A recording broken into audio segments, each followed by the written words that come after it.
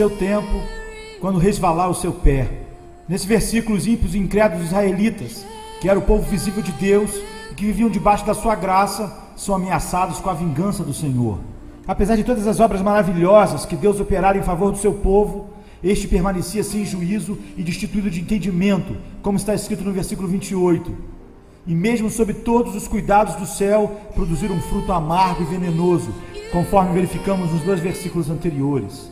A declaração que escolhi para meu texto, a seu tempo, quando resvalar o seu pé, parece subentender as seguintes questões relativas à punição e à destruição que aqueles ímpios israelitas estavam sujeitos a sofrer. Primeiro, que eles estavam sempre expostos à destruição, assim como está sujeito a cair todo aquele que se coloca de pé ou anda por lugares escorregadios. A maneira como serão destruídos vem aí representada pelo deslize de seus pés. A mesma citação encontramos no Salmo 73, de 18 a 19. Tu certamente os põe em lugares escorregadios e os fazes cair na destruição.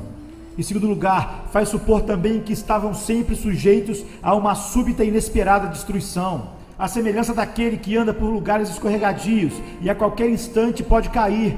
O ímpio não consegue prever se no momento ficará de pé ou se em seguida cairá. Quando cai, cai subitamente, sem aviso, como está escrito também no Salmo 73, 18 e 19. Tu certamente os põe em lugares escorregadios e os fazes cair na destruição. Como ficam de súbito assolados, totalmente aniquilados de terror. Em terceiro lugar, outra coisa implícita no texto é que os ímpios estão sujeitos a cair por si mesmos, sem serem derrubados pelas mãos de outrem, pois aquele que se detém ou anda por terrenos escorregadios não precisa de mais do que o seu próprio peso para cair por terra. 4. E também a razão pela qual ainda não caíram e não caem é por não haver chegado ainda o tempo determinado pelo Senhor, pois está escrito que quando este tempo determinado ou escolhido chegar, seu pé irá resvalar, e então serão entregues à queda, para a qual já estão predispostos por causa do próprio peso. Deus não os susterá mais em lugares escorregadios, mas vai deixá-los sucumbir. Então, nesse exato momento, cairão em destruição, à semelhança daqueles que transitam em terrenos escorregadios, à beira de precipícios, e não conseguem se manter de pé sozinhos, caindo imediatamente e se perdendo ao serem abandonados.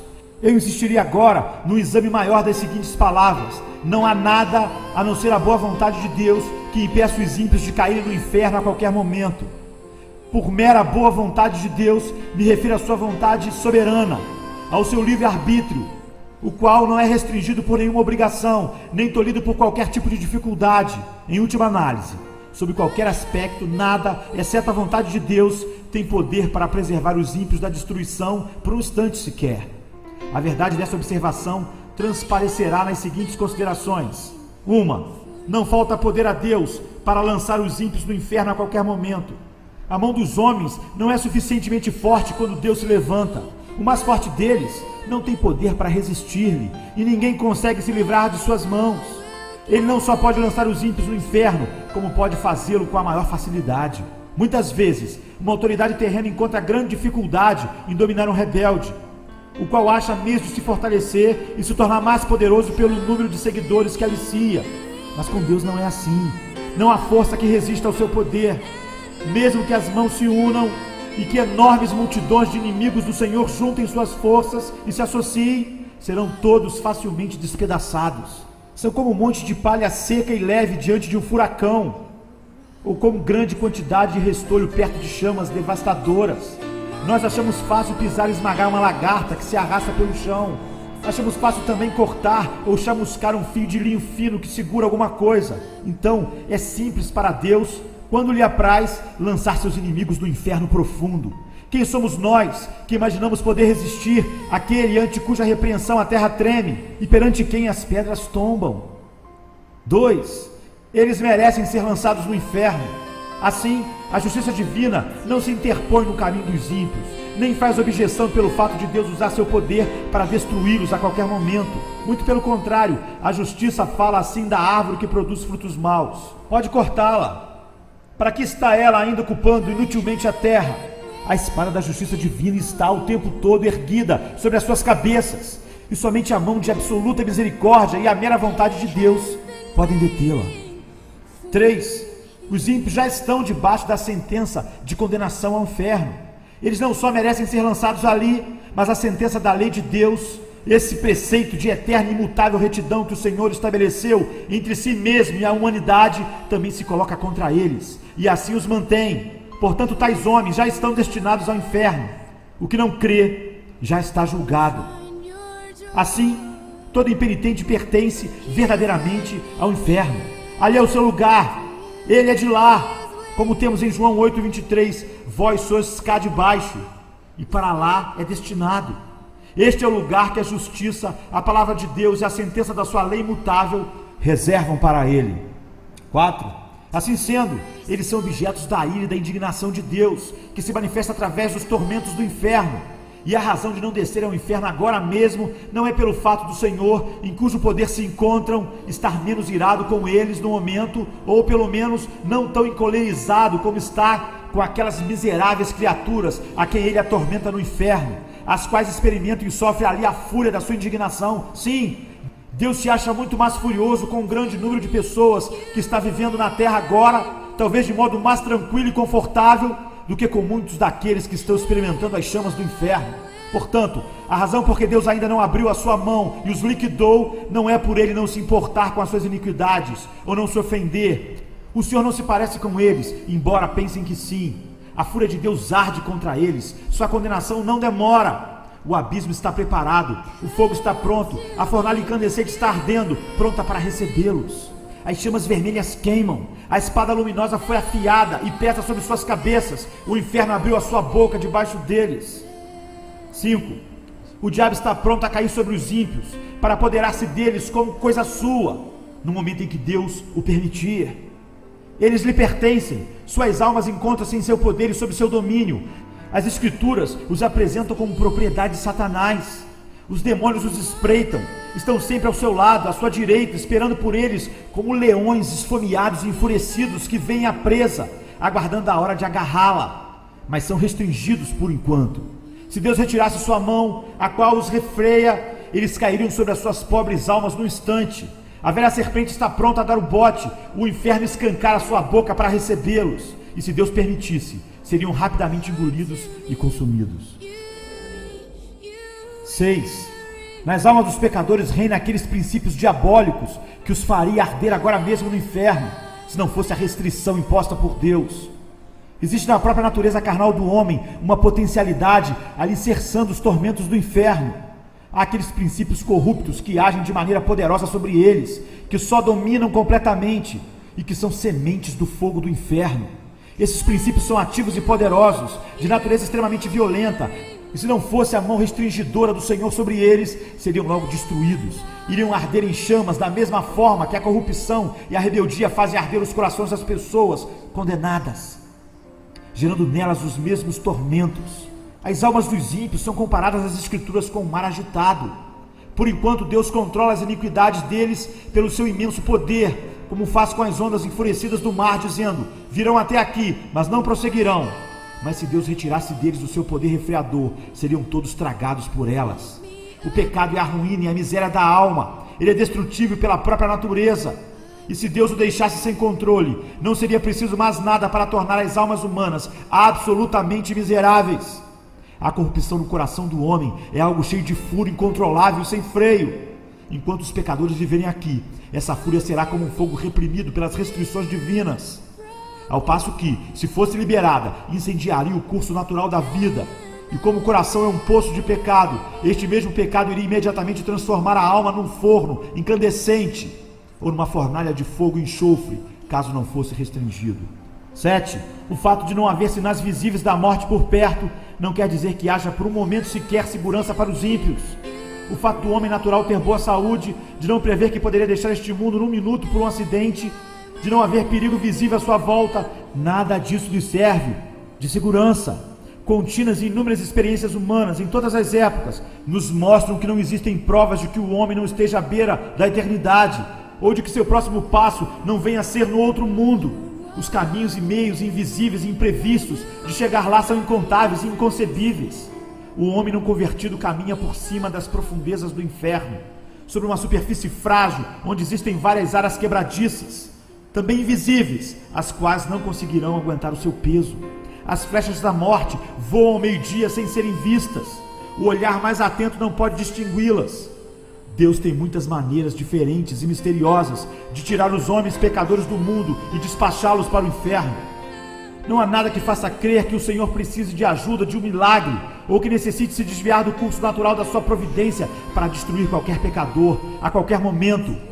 Desde que todos os meios para fazer os ímpios deixarem este mundo estão de tal forma nas mãos de Deus, tão absoluta e universalmente sujeitos ao seu poder e determinação, segue-se que a ida dos pecadores para o inferno a qualquer momento depende simplesmente da vontade de Deus, quer usando meios ou não. 8. O cuidado e a prudência dos homens naturais em preservar suas vidas, ou o cuidado de terceiro em preservá-las, não lhes dá segurança por um momento sequer. A providência divina e a experiência humana testificam isso. Existem evidências claras de que a sabedoria dos homens não lhes é segurança contra a morte. Se não fosse assim, haveria uma diferença entre a morte prematura e inesperada de homens sábios e prudentes e dos demais. Mas o que realmente acontece? Como morre o homem sábio? Assim como um tolo. 9. Todo o esforço e artimanha dos ímpios para escaparem do inferno não os livram do mesmo, nem por um momento, pois continuam a rejeitar a Cristo e, portanto, permanecem ímpios.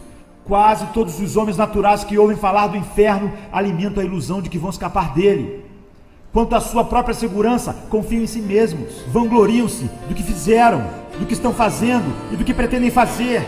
Cada um traça seu próprio plano, pensa em evitar a condenação e se vangloria e que irá tramar tão bem todas as coisas que seu esquema, com certeza, não falhará. Na verdade, eles ouvem dizer que poucos se salvam e que a maior parte dos homens que já morreram foram para o inferno, mas cada um deles se imagina capaz de planejar melhor a própria fuga do que os outros puderam fazer. Dentro de si mesmos, dizem que não pretendem ir para este lugar de tormento e que pretendem tomar todo o cuidado necessário, esquematizando as coisas de tal forma a não terem possibilidade de falhar. Mas os insensatos filhos dos homens iludem-se miseravelmente quanto a seus próprios planos. A confiança que depositam na própria força e sabedoria é o mesmo que confiar na fragilidade de uma sombra. A maior parte daqueles que antes viveram debaixo da dispensação da graça e agora estão mortos, sem dúvida alguma foram para o inferno. E não é por terem sido menos espertos do que os que ainda estão vivos, nem por terem planejado as coisas de tal forma que não lhes assegurou o escape. Se pudéssemos falar com eles um a um e perguntar-lhes se, quando vivos, esperavam ser vítimas de tamanha miséria, sem dúvida ouviríamos todos dizer: não, eu nunca pensei em vir para cá, eu tinha esquematizado as coisas de maneira bem diferente, pensei que iria conseguir algo melhor para mim, que meu plano era adequado, pensei em me precaver melhor, mas tudo aconteceu de maneira tão repentina. Não esperava por isso naquela época, e nem daquela maneira, mas tudo veio como um ladrão. A morte foi mais esperta do que eu, a ira de Deus foi rápida demais para mim. Oh, maldita insensatez! Eu me gabava e me deleitava em sonhos vãos quanto ao que faria no futuro. E justamente quando eu mais falava de paz e segurança, me sobreveio uma súbita destruição. 10. Deus não se sujeita a nenhuma obrigação, nem a nenhuma promessa de manter o homem natural fora do inferno por um momento sequer. Ele não faz absolutamente nenhuma promessa de vida eterna, ou de libertação, ou de proteção da morte eterna, senão aquelas que estão contidas na aliança da graça, as promessas concedidas em Cristo, no qual todas as promessas são o sim e o amém. Mas obviamente os que não são filhos da aliança da graça não têm interesse na mesma, pois não creem em nenhuma das suas promessas e não têm o menor interesse no mediador desta aliança. Portanto, apesar de tudo que os homens possam imaginar ou pretender sobre a promessa da salvação, devido às suas lutas pessoais e buscas incessantes, deixamos claro e manifesto que qualquer desses esforços ou orações que se façam em relação à religião será inútil, a não ser que creiam em Cristo, o Senhor. De modo nenhum, Deus está obrigado a conservá-los fora da condenação eterna. Então, os homens impenitentes estão detidos nas mãos de Deus por cima do abismo do inferno. Eles merecem um lago de fogo e para ele estão destinados. Deus se acha terrivelmente irritado. Seu furor para com eles é tão grande quanto para com aqueles que já estão agora sofrendo o suplício da fúria da sua ira no inferno. Esses ímpios não fizeram absolutamente nada para abrandar ou diminuir sua cólera. Portanto, o Senhor não está de modo algum preso a qualquer promessa de livramento, nem por um momento sequer. O diabo espera por eles. O inferno já escancarou a sua boca para tragá-los. O fogo latente em seus corações agrava-se agora, querendo explodir. E como continuam sem o menor interesse no mediador, não existem meios ao alcance deles que lhes possa dar segurança. Em suma, Eles não têm refúgio e nada onde se segurar. O que os retém a cada instante é a absoluta boa vontade divina e a clemência sem compromisso, sem obrigação de um Deus enraivecido. Essa mensagem pode despertar as pessoas não convertidas para o significado do perigo que estão correndo. Isso que vocês escutaram é o caso de todo aquele que não está em Cristo. Esse mundo de tormento, isto é, o lago de enxofre incandescente, está aberto debaixo dos vossos pés. Ali se encontra o terrível abismo de chamas que ardem com a fúria de Deus e o inferno com a sua imensa boca escancarada. E vocês não têm onde se apoiarem, nem coisa alguma onde se segurarem. Não existe nada entre vocês e o inferno, senão o ar, e só o poder e o favor de Deus podem vos suster. Provavelmente vocês não têm consciência dessas coisas. Acham que vão conseguir se livrar do inferno e não veem nisso tudo a mão de Deus. E olham as coisas ao seu redor, como o bom estado da vossa saúde física, os cuidados que tomam de vossas vidas e os meios que usam para a vossa própria preservação. Mas essas coisas não representam nada. Se Deus retirasse sua mão, elas de nada valeriam para impedir-vos a queda. Elas valem tanto como uma brisa tênue que tenta sustentar uma pessoa no ar. Vossas iniquidades vos fazem pesados como chumbo, pendentes para baixo, pressionados em direção ao inferno pelo próprio peso, e se Deus permitisse que caíssem, vocês afundariam imediatamente, desceriam com a maior rapidez e mergulhariam nesse abismo sem fundo. Vossa saúde, vossos cuidados e prudência, vossos melhores planos, toda a vossa retidão de nada valeriam para sustentar-vos e conservar-vos fora do inferno. Seria como tentar segurar uma avalanche de pedras com uma teia de aranha. Se não fosse a misericórdia de Deus, a terra não suportaria vocês por um só momento, pois são uma carga para ela. A natureza geme por causa de vocês. A criação foi obrigada a se sujeitar à escravidão involuntariamente por causa da vossa corrupção. Não é com prazer que o sol brilha sobre vocês, para que a sua luz vos ilumine para pecarem e servirem a Satanás. A terra não produz de bom grado os seus frutos para satisfazer vossa luxúria, nem está disposta a servir de palco à exibição das vossas iniquidades. Não é voluntariamente que o ar alimenta vossos corpos, mantendo viva a chama dos vossos corpos, enquanto vocês gastam a vida servindo aos inimigos de Deus. As coisas criadas por Deus são boas e foram feitas para o homem, para que por meio delas servisse ao Senhor. Não é com prazer que prestam serviço a outros propósitos e gemem quando são ultrajadas ao servirem objetivos tão contrários à sua finalidade e natureza. E a própria terra vomitaria vocês se não fosse a mão soberana daquele a quem vocês tanto têm ofendido. Eis aí as nuvens negras da ira de Deus pairando agora sobre vossas cabeças, carregadas por uma tempestade ameaçadora, cheia de trovões. Não fosse a mão restringidora do Senhor, elas arrebentariam imediatamente sobre vocês. A misericórdia soberana de Deus, por enquanto, refreia esse vento impetuoso. Do contrário, ele sobreviria com fúria, vossa destruição ocorreria repentinamente, e vocês seriam como palha dispersadas pelo vento. A ira de Deus é como grandes águas represadas que crescem mais e mais, aumentam de volume até que encontram uma saída. Quanto mais tempo a correnteza for reprimida, mais rápido e forte será o seu fluxo ao ser liberada. É verdade que até agora ainda não houve um julgamento por vossas obras mais. A enchente da vingança de Deus encontra-se represada, mas por outro lado, vossa culpa cresce cada vez mais. E dia a dia vocês acumulam mais e mais ira contra si mesmos. As águas estão subindo continuamente, fazendo sua força aumentar mais e mais. Nada, a não ser a misericórdia de Deus, detém as águas, as quais não querem continuar represadas e forçam uma saída. Se Deus retirasse sua mão das comportas, elas se abririam imediatamente, e o mar impetuoso de fúria e de ira de Deus iria se precipitar com furor inconcebível e cairia sobre vocês com poder onipotente. E mesmo que vossa força fosse 10.000 vezes maior do que é, sim, 10.000 vezes maior do que a força do mais forte e vigoroso diabo do inferno, não valeria nada para resistir ou deter a ira divina. O arco da ira de Deus já está preparado e a flecha ajustada em seu cordel. A justiça aponta a flecha para o vosso coração e estica o arco, e nada, senão a misericórdia de Deus, um Deus irado, que não se compromete e a nada se obriga, e impede que a flecha se embeba agora mesmo do vosso sangue. Assim estão todos vocês que nunca experimentaram uma transformação real em vossos corações pela ação poderosa do Espírito do Senhor em vossas almas. Todos vocês que não nasceram de novo, não foram feitos novas criaturas, ressurgindo da morte do pecado para um estado de luz e para uma vida nova, nunca experimentada antes. Por mais que vocês tenham modificado a conduta em muitas coisas e tenham possuído simpatias religiosas, e até mantido uma forma pessoal de religião com vossas famílias e em particular, indo à casa do Senhor, sendo até severos quanto a isso, mesmo assim vocês estão nas mãos de um Deus irado. Somente sua misericórdia vos livra de ser agora, neste momento, tragados pela destruição eterna. Por menos convencidos que vocês estejam agora quanto às verdades ouvidas, no porvir serão plenamente convencidos. Aqueles que já se foram e que estavam na mesma situação que a vossa, percebem que foi exatamente isso que lhes aconteceu, pois a destruição caiu de repente sobre muitos deles, quando menos esperavam e quando mais afirmavam viver em paz e segurança. Agora eles veem que aquelas coisas nas quais puseram sua confiança para obter paz e segurança eram nada mais que uma brisa ligeira e sombras vazias. O Deus que vos mantém acima do abismo do inferno vos abomina. Ele está terrivelmente irritado e seu furor contra vocês queima como fogo. Ele vê vocês como apenas dignos de serem lançados no fogo, e seus olhos são tão puros que eles não podem tolerar tal visão. Vocês são 10.000 vezes mais abomináveis aos seus olhos do que a mais odiosa das serpentes venenosas para os olhos humanos.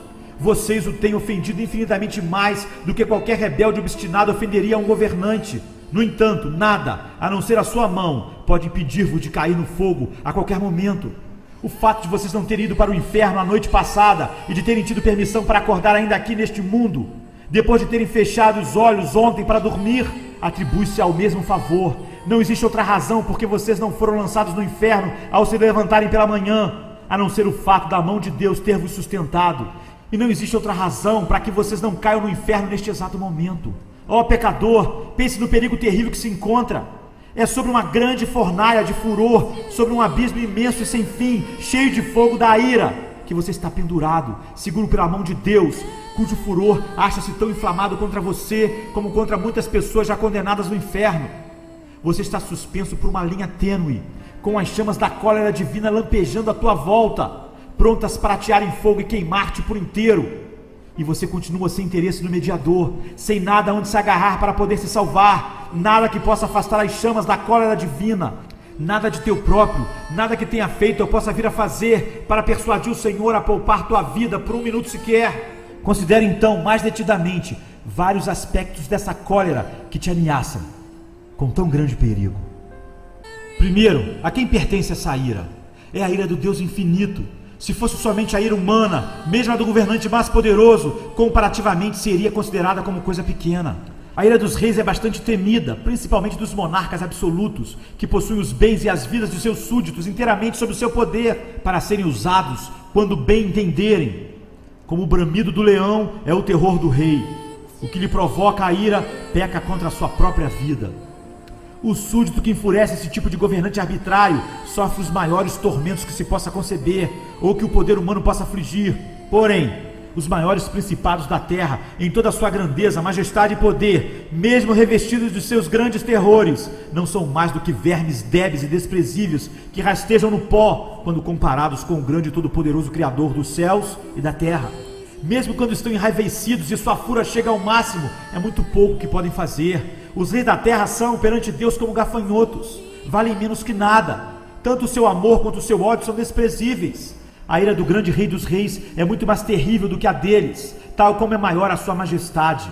Digo-vos, pois, amigos meus, não temais os que matam o corpo e depois disso nada podem fazer. Eu, porém, vos mostrarei a quem deveis temer. Temei aquele que, depois de matar, tem poder para lançar no inferno. Sim, digo-vos, a esse deveis temer. Em segundo lugar, é a ferocidade de sua ira que vocês estão expostos.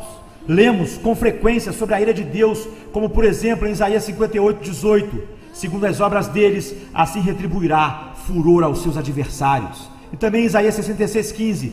Porque eis que o Senhor virá em fogo, e os seus carros como um torvelinho, para tornar a sua ira em furor, e a sua repreensão em chamas de fogo. E assim é em muitos outros lugares da Bíblia. Lemos também em Apocalipse 19:15, o lagar do vinho do furor da ira de Deus Todo-Poderoso. Essas palavras são incrivelmente aterradoras. Se estivesse escrito apenas a ira de Deus, isso já nos faria supor algo bastante temível, mas está escrito o furor da ira de Deus, ou seja, a fúria de Deus, o furor de Jeová. Oh, quão terrível deve ser esse furor! Quem pode exprimir ou conceber o que essas palavras contêm? Mas não é apenas isso que está escrito, e sim o furor da ira de Deus Todo-Poderoso. Essas palavras dão a entender que uma grande manifestação do seu poder onipotente vai acontecer. Através dela, ele infligirá aos homens todo o furor da sua ira. Assim como os homens costumam manifestar sua própria força através do furor da sua ira, a onipotência divina irá, da mesma forma, se enfurecer e se manifestar. Então, qual será a consequência de tudo isso? O que será do pobre verme que vier a sofrer todo este mal? Que mãos serão tão fortes e que coração conseguirá suportar tanto furor? Ah, que terrível, inexprimível, inconcebível abismo de miséria irá chegar à pobre criatura humana que será vítima disso tudo. Pensem bem, vocês que estão aqui agora e que permanecem em estado pecaminoso. O fato de Deus vir e efetivar o furor da sua ira torna implícito que ele infligirá esse castigo sem compaixão. Quando Deus olhar a indescritível aflição do vosso pecado e vir como vossos tormentos são absolutamente desproporcionais à vossa força e como vossas pobres almas estão esmagadas, imersas em trevas eternas, não terá compaixão de vocês, não irá deter a execução da sua ira ou, de forma alguma, tornar mais leve a sua mão. Nessa hora, Deus não usará de misericórdia para com vocês, nem conterá seu vento impetuoso. Ele não terá consideração para com o vosso bem-estar e nem irá evitar que vocês sofram. Na verdade, fará com que sofram na medida exata que sua rigorosa justiça vier a requerer. Nada será modificado só pelo fato de ser difícil para vocês suportarem, pelo que também eu os tratarei com furor. Os meus olhos não pouparão, não terei piedade, ainda que me gritem aos ouvidos em alta voz, nem assim os ouvirei. Deus está pronto agora a usar de compaixão com vocês. Hoje é o dia da misericórdia.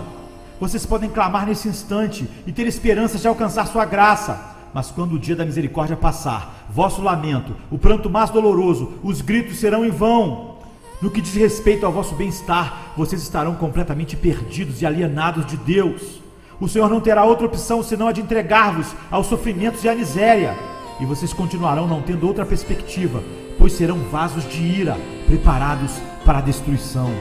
Não haverá outro uso qualquer para tais vasos, senão o de enchê-los da ira de Deus. Quando clamarem ao Senhor, Ele estará tão longe de consolar-vos que, inclusive, está escrito a esse respeito que Deus irá simplesmente rir e zombar de vocês. Vejam quão terríveis são essas palavras do grande Senhor. O lagar eu pisei sozinho, e dos povos nenhum homem se achava comigo. Pisei as uvas na minha ira, no meu furor as esmaguei, e o seu sangue me salpicou as vestes e me manchou o traje todo. É quase impossível se conceber palavras que tragam em si uma manifestação maior dessas três coisas: desprezo, ódio e fúria de indignação. Se clamarem a Deus por consolo, Ele estará longe de querer vir consolar-vos, ou de querer demonstrar-vos interesse ou favor. Ao contrário, o Senhor simplesmente irá esmagar-vos sobre os seus pés. E apesar de saber que, ao pisotear-vos, vocês não poderão suportar o peso da sua onipotência, ainda assim, Ele não vai se importar e irá esmagar-vos debaixo dos seus pés, sem piedade, espremendo o vosso sangue e fazendo com que o mesmo espirre longe, manchando suas vestes, maculando seu traje. Ele não só irá odiar-vos, como devotará a vós o maior desprezo. Lugar algum será considerado próprio para vocês, a não ser debaixo dos seus pés, para serem pisados como a lama das ruas. Em terceiro lugar, a miséria a que vocês estão sujeitos é aquela que Deus vos infligirá, a fim de demonstrar a força da ira do Senhor. Deus tem em seu coração a intenção de mostrar aos anjos e aos homens, não só a excelência do seu amor, como a severidade do seu furor. Às vezes, os governantes da terra resolvem mostrar a força da sua ira através de castigos extremos que mandam infligir sobre aqueles que os enfurecem.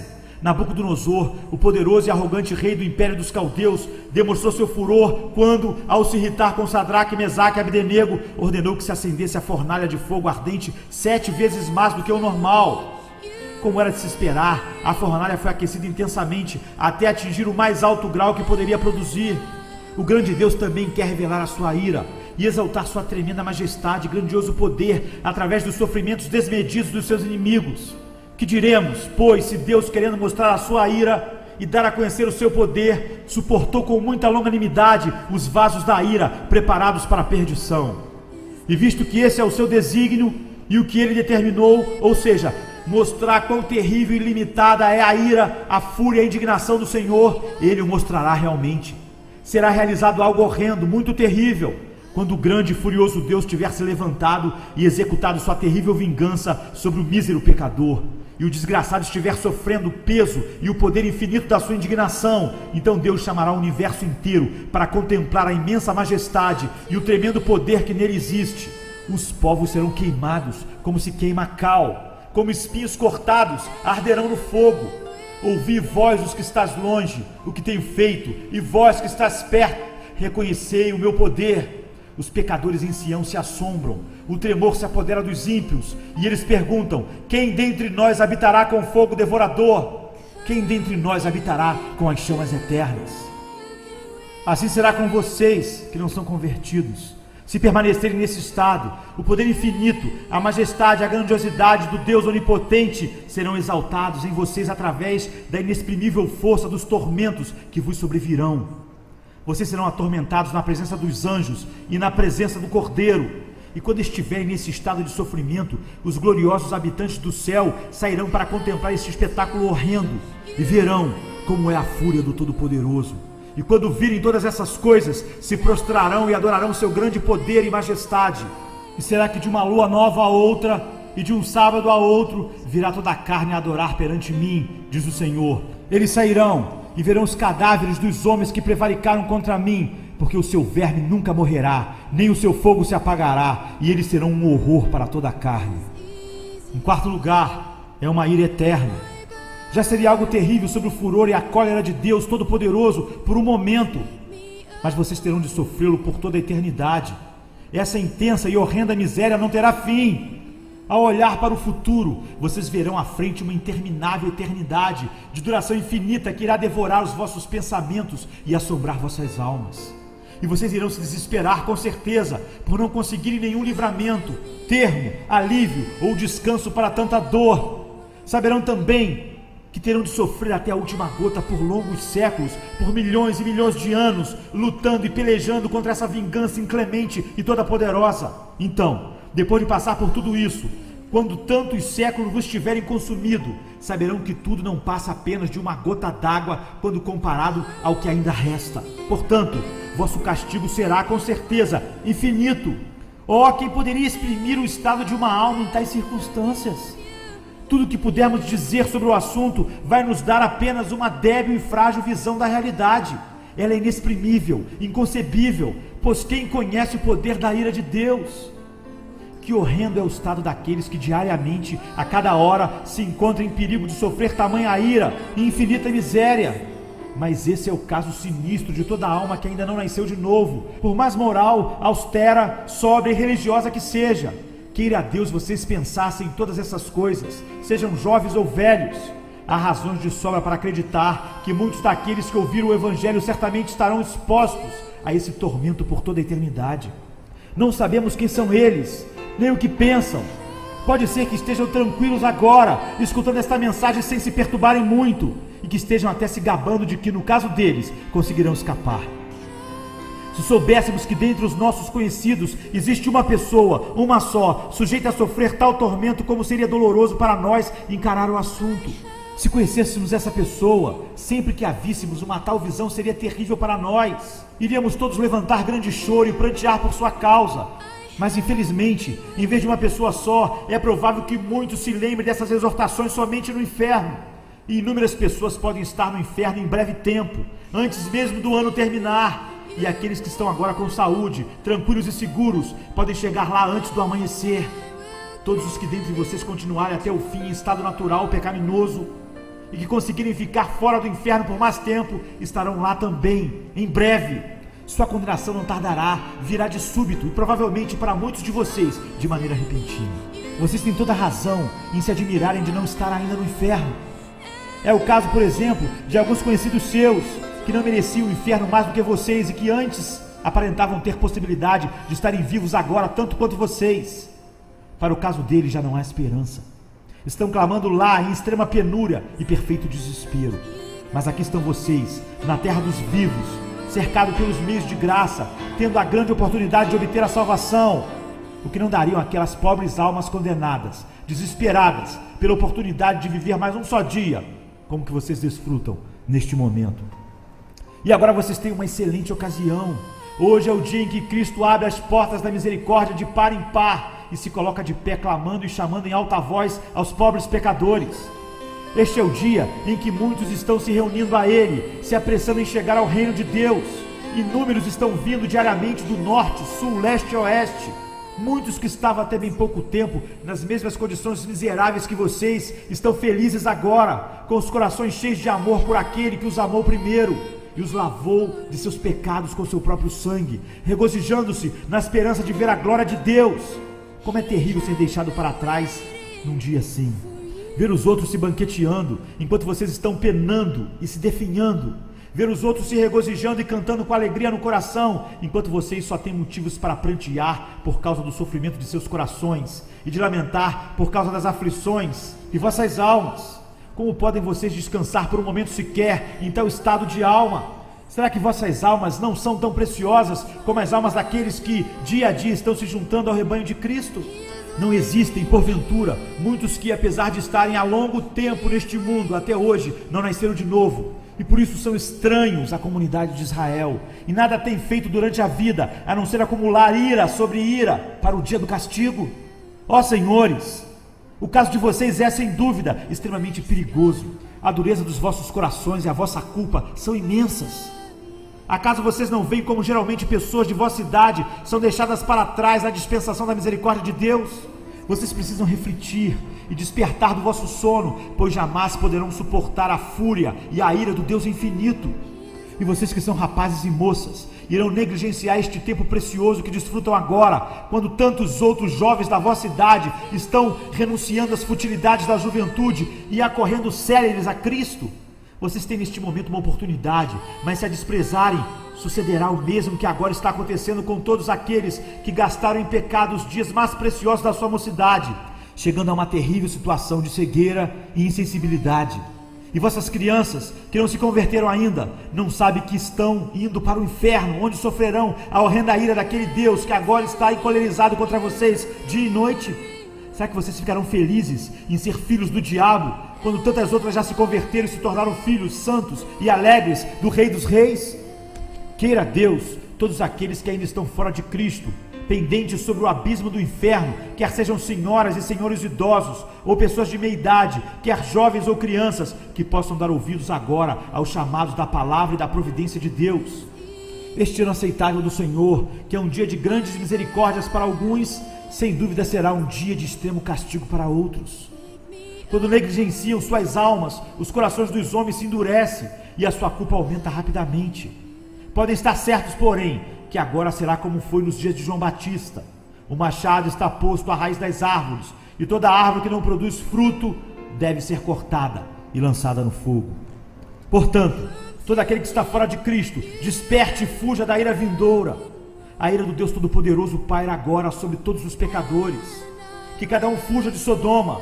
Livra-te, salva a tua vida, não olhes para trás, nem pares em toda a campina, foge para o monte, para que não pereças. E assim, conhecendo o temor do Senhor, persuadimos os homens, de sorte que somos embaixadores em nome de Cristo, como se Deus exortasse por nosso intermédio. Em nome de Cristo, pois, rogamos que vos reconcilieis com Deus. Buscai o Senhor enquanto se pode achar, invocai enquanto está perto. Deixe o perverso o seu caminho e o iníquo os seus pensamentos. Converta-se ao Senhor, que se compadecerá dele, e volte-se para o nosso Deus, porque é rico em perdoar. Amém.